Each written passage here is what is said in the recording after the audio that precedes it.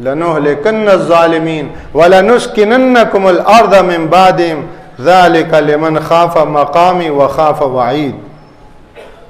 تو حالات کا خالق بھی وہی ہے، حالات کا اٹھانے والا بھی وہی ہے. بارش برسے کوئی روک نہیں سکتا، بارش نہ برسے کوئی لا نہیں سکتا. یہ روزانہ دن آ رہا ہے، کوئی روک سکتا ہے؟ یہ روزانہ رات آ رہی ہے. قل ارائیتم ان جعل اللہ علیکم اللیل سرمدا الی یوم القیامہ من الہ غیر اللہ.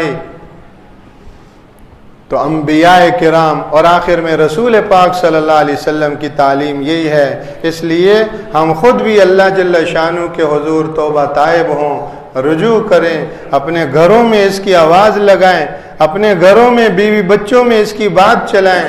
ہم سب اللہ کی بارگاہ میں توبہ کریں، رجوع کریں. اے اللہ میرے ظلم معاف فرما دے، میرے قصور معاف فرما دے.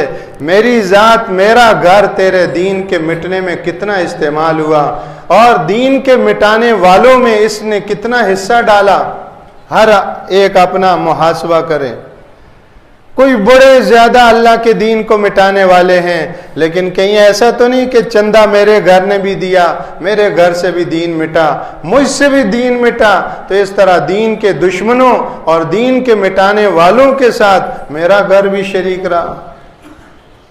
بہت کم مسلمانوں کے گھر ہیں جن گھروں کی وجہ سے دین کو فائدہ پہنچ رہا ہے. بہت کم مسلمانوں کی شادیاں ہیں جن شادیوں سے اسلام پھل پھول رہا ہے. بہت کم ہمارے گھر ہیں، بہت کم ہمارے محلے ہیں جن سے اللہ کے قرآن کو فائدہ پہنچ رہا ہے، جن سے اللہ کے گھروں کو، مسجدوں کو فائدہ پہنچ رہا ہے. ہم میں سے ہر ایک محاسبہ کرے. اس کی ذات بہت خبیر ہے، بہت بصیر ہے. ان ربک لبالمرصاد، سب کو نظر میں رکھے ہوئے ہے، دیکھ رہا ہے کون اس کے دین کو مٹا رہا ہے اور کون ہے جو اس کے دین کی لیپا پوتی، اس کی حفاظت میں لگا ہوا ہے. کون ہے جو رسول اللہ کی محنت پہ پانی پھیر رہا ہے اور کون ہے جو رسول اللہ کی محنت کو بچانے کی اس فکر میں ہے. وہ دیکھ رہا ہے، کوئی اس کی نظر سے مخفی نہیں. ان اللہ لا یخفی علیہ شیء فی الارض ولا فی السماء. اور ہر ایک کے ساتھ اس کا الگ معاملہ ہے. کل یوم ہوا فی شان، ہر آن، ہر گھڑی، ہر لمحہ، لاکھوں کروڑوں اربوں کے ساتھ اس کی الگ شان ہے. سب کو ایک لاٹھی نہیں ہانکتا. بس نجات اسی میں ہے کہ اللہ لا الہ الا انت سبحانک انی کنت من الظالمین. جب اس کی طرف سے منظوری ہوگی پھر مٹی کی چٹکی بھی شفا بن جائے. اس پر قادر ہیں. کہتے ہیں ساری دنیا میں کروڑوں لوگ کرونا سے متاثر ہوئے. ہمارے ہاں اللہ کا، یہ تو میں کہہ رہا ہوں، اللہ کا فضل رہا. ورنہ عمومی اجتماعی قومی زندگی میں اللہ کے فضل کی آواز نہیں لگائی جاتی. یہ آواز لگائی جاتی ہے کہ پاکستانیوں نے بڑی سمجھداری سے کام لیا اور ایس او پیز کا خیال رکھا. ارے اس ظاہری سمجھداری کو اگر لیں تو وہ قومیں ہم سے کہیں زیادہ سمجھدار ہیں جو صحت، تعلیم اور بنیادی انسانی ضروریات میں بہت آگے جا رہی ہیں. ہم نے تو کچرا کنڈی کے ڈھیر لگائے ہوئے ہر طرف.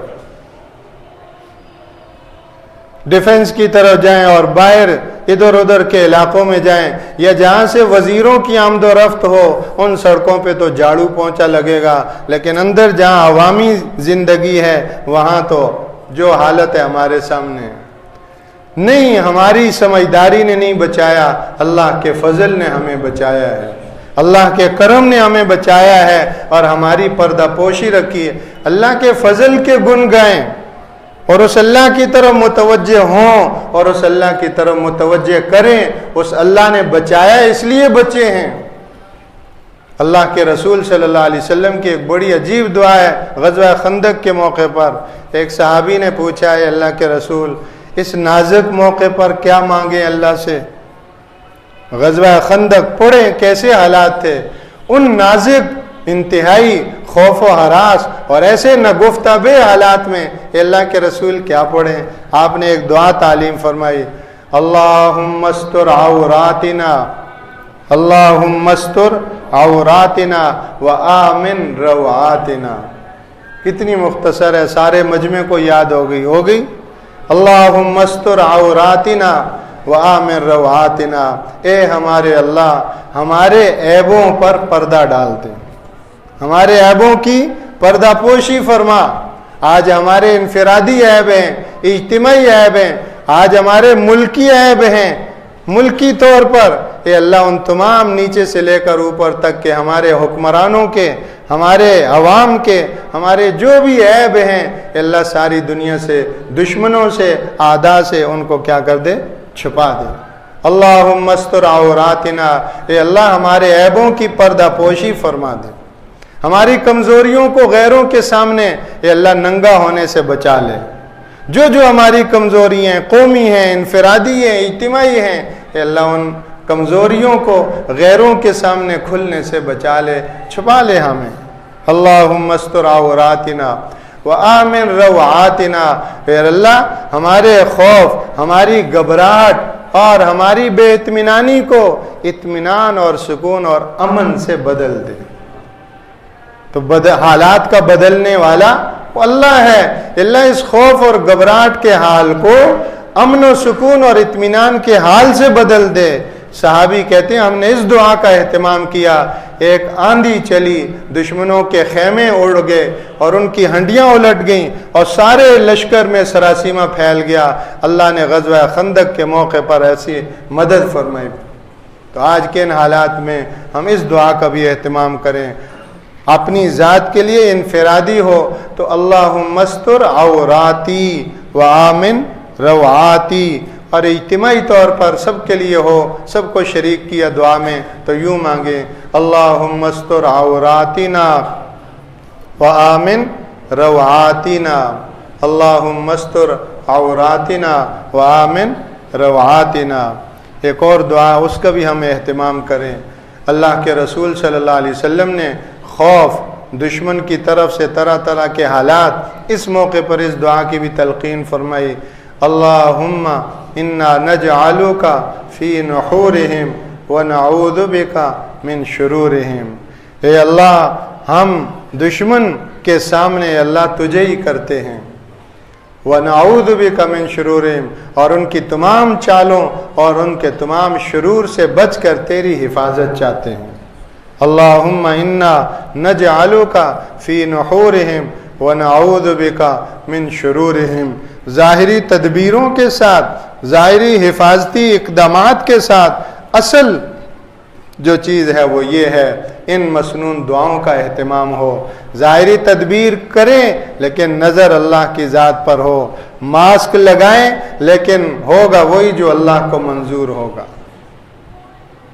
نظر ماسک پر نہ ہو، نظر SOPs پر نہ ہو، نظر اللہ کی ذات پر ہو۔ اللہ چاہے گا سب میں رکھ کے بھی بچائے گا، اور اللہ کی طرف سے اگر حفاظت نہیں ہوگی، اپنے گھر میں آئسولیٹ ہیں وہاں بھی پکڑ لے گی۔ اینما تکونوا یدرککم الموت ولو کنتم فی بروج مشیدہ، یہ اس کا نظام ہے، اس کی کائنات کے اندر اس کی حکومت ہے، اس کے اختیارات ہیں۔ تو ہم ان دعاؤں کا بھی اہتمام کریں اور اللہ جل شانہ کی ذات پاک سے عافیت کا سوال کرتے رہیں۔ ہم کمزور ہیں، اے اللہ ہمارے ایمانوں کی بھی حفاظت فرما، جان کی بھی حفاظت فرما، عزت آبرو کی بھی حفاظت فرما، برے وقت سے، بری آزمائی سے حفاظت فرما۔ جو کچھ ہم نے کیا، جس کیے کرائے کا اے اللہ ہمارے سامنے یہ نتیجہ ہے، اے اللہ معاف فرما دے۔ اپنے لیے معافی مانگنا اور پوری امت کے لیے اللہ جل شانہ ہم سب کو یہ رجوع اللہ کی حقیقت نصیب فرمائے۔ سبحانک اللہم و بحمدک نشہد